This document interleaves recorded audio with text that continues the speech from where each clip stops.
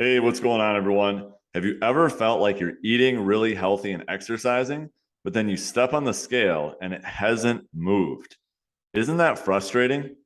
We've all been there. And today, from my decade plus of experience coaching people, I want to go through 5 reasons why you may not be losing weight. And for those who don't know who I am, my name is Luke Briggs. I'm the owner of the Total Life Fitness Academy. We specialize in helping parents and busy professionals lose body fat, build muscle, and have more energy. I've been a coach for over 10 years, and I've worked with nearly 3,000 clients. So I want to go through a list of 5 common reasons why I see for people not losing weight. This is not an exhaustive list, and this is not in any particular order. There are definitely going to be other reasons as well. These are just 5 very common things that I see in our coaching of our current clients and clients who I've coached in the past as well. So number 1 reason why you may not be losing weight is you are not in a calorie deficit. Number 1 is you are not in a calorie deficit. So in order to lose weight, you need to burn off more calories than you consume. This is the first law of thermodynamics, right? But a lot of people will just use these calorie calculators where they'll punch in their height, their weight, their age, their activity, and then they'll follow those calories for a few days. And it's like, well, hey, I'm not losing weight. A calorie deficit doesn't work. Calories don't work. But in reality, these calorie calculators are just estimates. They're just guesses of what right now might work for you based on experience, right? Based on like a generic person. You need to actually track data. So over the first week, if you are consuming the calorie amount that they're suggesting, but you're gaining weight, then you know, okay, well, I need to actually cut calories again because I wasn't actually in a calorie deficit. Or if you've maintained weight, you haven't lost, okay, then you maybe need to cut calories a little bit as well. You need to actually follow something for a while and then see if it's working and then make adjustments from there. That's why, like, I see people all the time struggling. And that's why, like, in our coaching program, we help with adjustments along the way, because adjustments based on your data and your feedback are super important. And this begs another point, which is so many people are frustrated they're not losing weight, but then they've never actually tracked anything or counted their calories before. They'll say, like, well, calorie counting doesn't work. I did it for 5 days once. You need to do it for a while, right? So we use data, not drama. And tracking food is super important to bring awareness to your calorie intake. It's important to know how many calories you're actually taking in. Another thing is, if you're using those calorie calculators, you may be delusional, to be honest, about how much movement you actually are doing throughout the day. And this is something that I had a realization about recently as well, is that I was moving much less than I thought I was when I actually started tracking my steps using my step tracker. You may need to increase your daily movement. So you need to increase the number of steps you're doing. Maybe you're only walking 4,000 steps right now. Bump that up to 8,000, 10,000 steps. Maybe you do need to decrease your calories further. Another thing is, if you've been dieting a lot, like you've done a lot of diets or, extreme restriction over the years, your metabolic rate could actually be lowered. So I'm going to read an excerpt that was written in Scientific American in 2016. And researchers studied participants from the show The Biggest Loser 6 years after the show. So researchers studied 14 contestants who participated in the 30-week competition, which involved like extreme dieting. They were working out for hours and hours each day. We've probably all seen it. The people starting, and again, this is taken from Scientific American, they started at an average weight of 328 pounds and ended at an average weight of 200 pounds. So these participants had lost 128 pounds on average. Now, 6 years later, 6 men and 8 women who had done the Biggest Loser show went to the National Institutes of Health for follow-up measurements, looked at their weight, and their weight was on average back up to 290 pounds. So they started at 328 pounds, they got down to an average of 200 pounds, and then 6 years later, they were on average up to 290 pounds. Only one of the 14 participants had not regained any weight. Similarly, Their body fat percentage, when they first started The Biggest Loser, was at an average of 49%. It dipped to 28% after The Biggest Loser. And then 6 years later, it went back up to 45%, from 49% to 28% to 45%. Now, obviously, there are a number of reasons why this could be, but a key finding was that their metabolic rate did not follow the same pattern. So prior to The Biggest Loser, when they first started the show, The Biggest Loser, they were burning on average, the group as a whole was burning on average 2,607 calories per day at rest, which dropped to about 2,000 calories per day at the end. So they started the show burning 2,600 calories per day at rest, ended the show burning 2,000 calories per day at rest. So about 600 calories different. Now, here's the kicker. 6 years later, the calorie burning had slowed even further to 1,900 calories per day, as reported in the journal Obesity. So when they first started, when they were 328 pounds, they burned 2,600 calories per day. They got down to 200 pounds, they burned 2,000 calories per day. Now they gained 90 pounds, and their metabolic rate was even lower than when they were 200 pounds. So their metabolism had been severely damaged from all this extreme dieting. And the slower the metabolism, the more a person has to cut back on calories in order to keep from gaining weight. So your metabolism may have slowed down if you've dieted many times before, or if you've practiced extreme restriction a number of times before. So we talked about this on a previous episode, but you may need to do a reverse diet. Before you actually lose weight, you may need to recover your metabolism and your hormones. And a lot of people miss this step. They're just constantly dieting. You may need to actually add calories back into your diet. So if you've been dieting for a while and you've been taking in like 1,200 calories, you may need to get your calories back up to like 2,000 plus calories or even more before you even start cutting. So right now, like I'm doing training for a photo shoot. I started my last photo shoot, I was at like 2,200 calories per day. Then when I was bulking and reverse dieting, I got up to like 4,400 calories per day. And now that I'm nearing my photo shoot again, I'm at like 2,200 calories per day. So it definitely changes and adjusts over time. So number one reason why you may not be losing weight is you are not in a calorie deficit. Number two reason why you may not be losing weight is you are not measuring food and considering all calories. Number two, you are not measuring your food and considering all calories. We are terrible at estimating our intake. A lot of people will just like eyeball things and say like, oh, you know, they'll read like on the package what a portion says it is, and they'll just be like, oh, this looks like about that. There was a 1992 study that I referenced on another episode as well that basically showed that these participants thought that they had diet resistance and they just could not lose weight. They just thought like, no matter what I do, I'm not going to lose weight. And the researchers had these participants measure what they actually thought they were taking in per day. They thought they were taking in 1,028 calories per day. But when the researchers looked at what they were actually taking in, they were actually taking in 2,081 calories in a day. They were literally taking in double the amount of calories that they thought they were. So this is one study, but I see this all the time. Like people do not have any clue how many calories they're actually taking in. We have, we're not measuring sauces or condiments or creamers. A lot of times people put like creamers in their coffee that are 200-300 calories. A lot of times people will put butter in their coffee, the bulletproof coffee, and all of a sudden they've added an extra 300-400 calories right there from a stick of butter. We take in more bites, licks, and tastes. BLTs, bites, licks, and tastes. We have some moms who come into our program who say like, when I've been, feeding my kids, I tend to just like kind of nibble on things or grab things out of the cupboard. And you could be adding in hundreds of calories you didn't even realize you're adding in because you're just doing it mindlessly.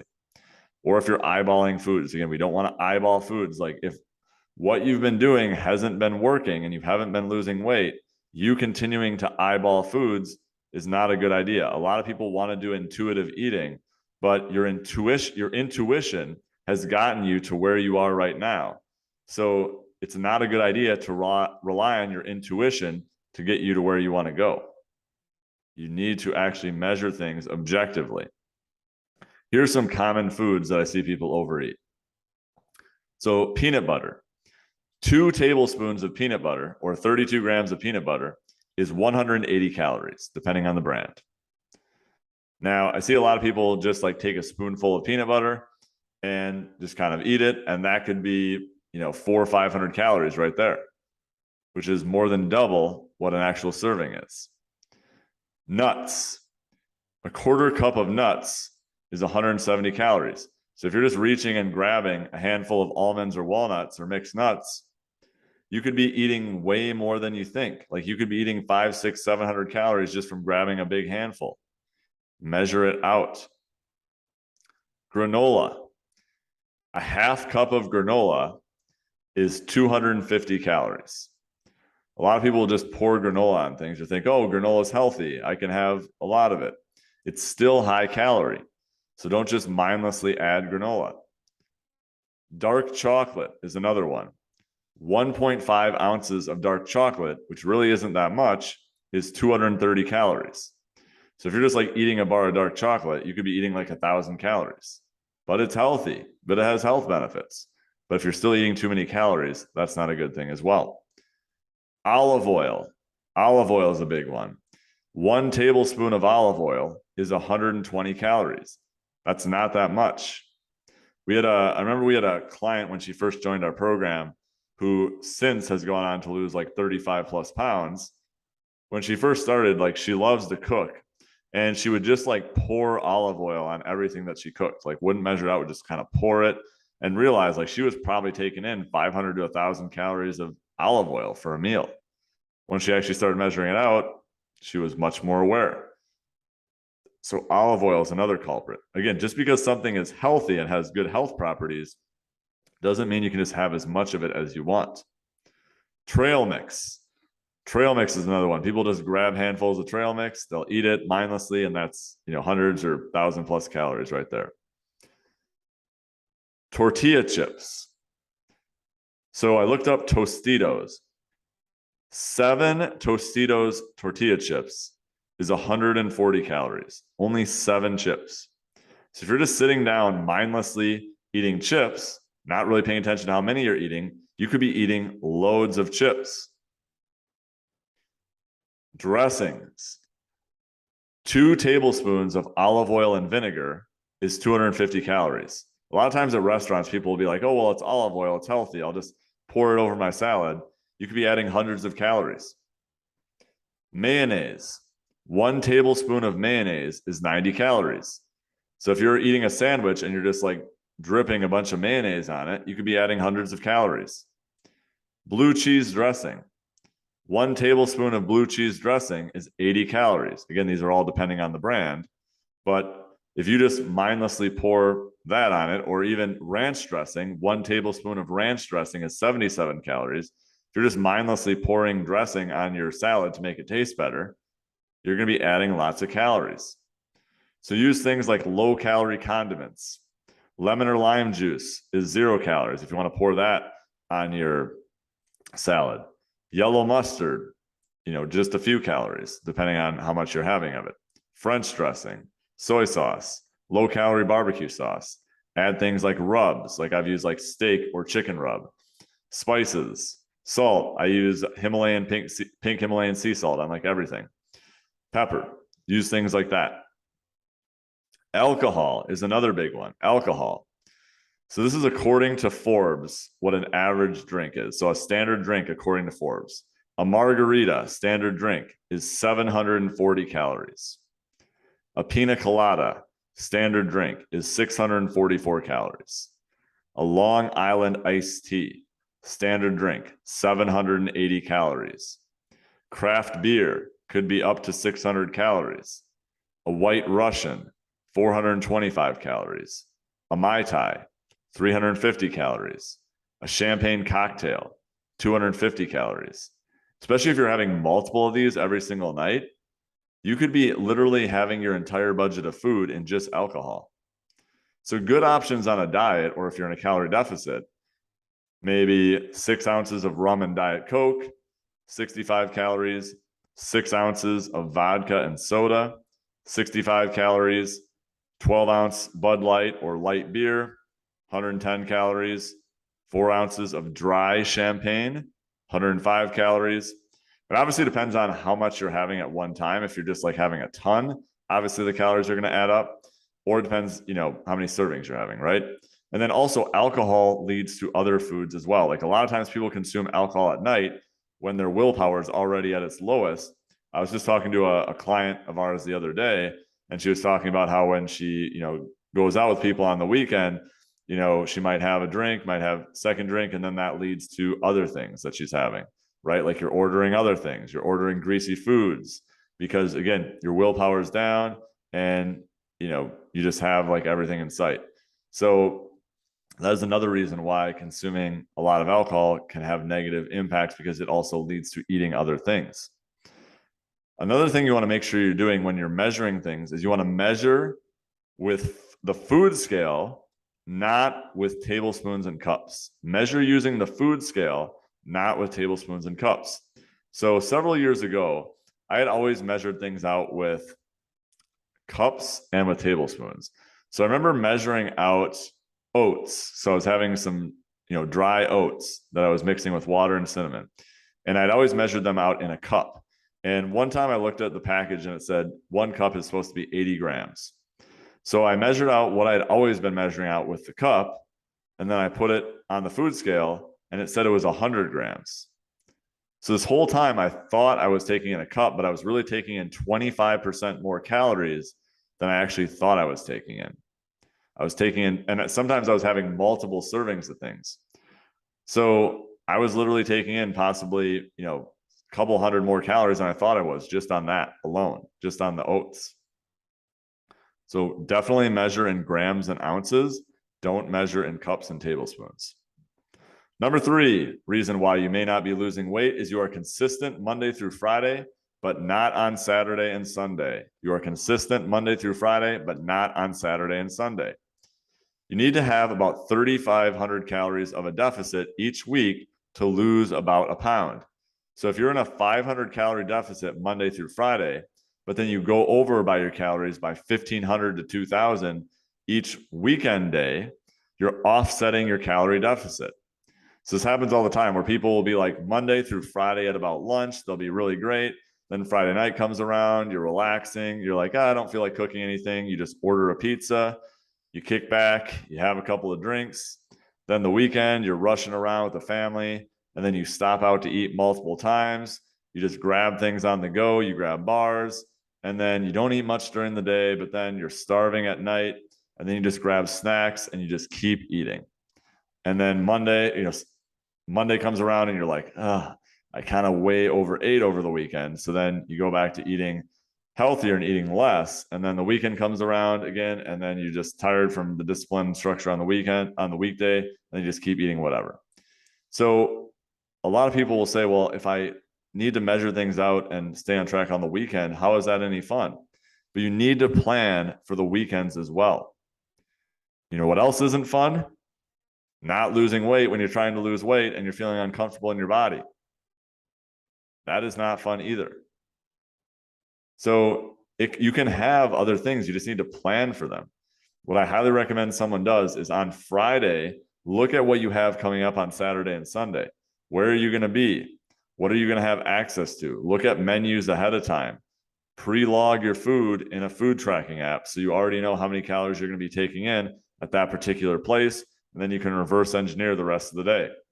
We have a client in our program who travels consistently every single weekend, and one thing that she does is she takes like a slow cooker and puts food in it, and then when she's staying in hotels, when she's away for the weekend at her kids' sporting events, what she does is she just plugs it in, and then she has warm food right there. So planning is super important. And a lot of people will plan like Monday through Thursday or meal prep Monday through Thursday, but then they'll have nothing for the weekends. It's important to meal prep for all 7 days. Sure, you can have a meal out here or there, but you need to plan for it. So number 3 is you're consistent Monday through Friday, but not Saturday and Sunday. The number 4 reason why you may not be losing weight is that you're actually losing body fat, but you're also building muscle. So the weight scale isn't the end all be all, especially in the beginning. If you've had a long layoff from training, or you are a relative beginner when it comes to strength training, you could be putting on muscle while losing body fat.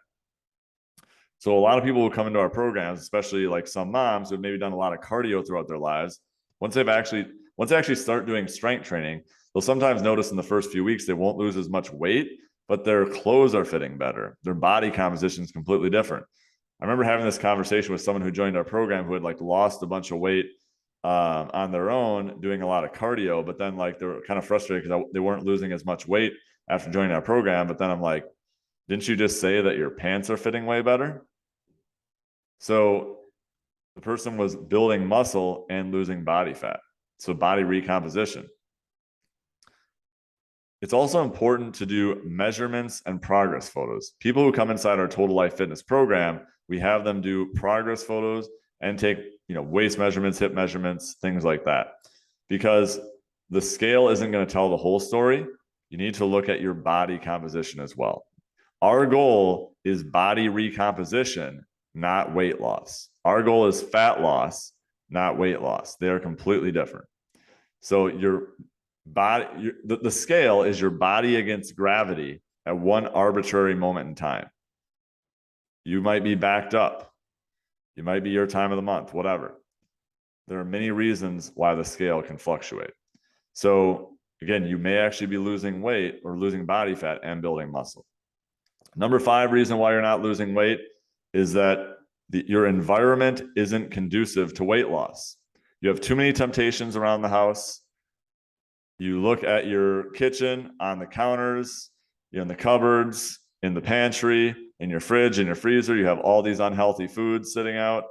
You just need to do a kitchen audit and get rid of these things. Get them out of your sight, because by you having these things in your immediate vicinity, they are going to be tempting for you, and eventually they are going to get eaten. So next time you go into your kitchen, look at your kitchen. What do you have sitting out on the counter? Do you have a bunch of boxes and bags of chips? Or do you have fruits? In your fridge or your freezer, do you have a bunch of ice cream? Or do you have frozen veggies? Do you have proteins? What do you have? Hanging out with friends who are practicing unhealthy habits is another big thing. We hear all the time, you are the average of the 5 people you spend the most time with. So your friends might be great people, but their habits are rubbing off on you. They're eating out a lot. They're not making healthy choices. They're drinking more than you want to. Again, not that they can't do these things, but if you're aiming to lose weight and then you're spending a lot of time around your friends who, even though they may mean well and may be good people, their habits are rubbing off on you in a negative way in terms of your weight loss. So you need to not spend as much time with these people. Same thing like on social media. Like if you see your friends posting a bunch of things that of themselves always eating unhealthy on the weekends, you need to stop following those accounts. Don't follow accounts that trigger jealousy either. A lot of times we see others on social media who are losing lots of weight, who look really ripped, who look super fit, and you're like, oh, I wish I could do that. And it just triggers jealousy and you just feel defeated. Stop following these accounts. Like this is something that I personally had to do because this is something that I struggled with and still struggle with to a certain degree, is like always seeing people who are, more fit or more ripped than I am. And a lot of times like they might be at different stages of their journey.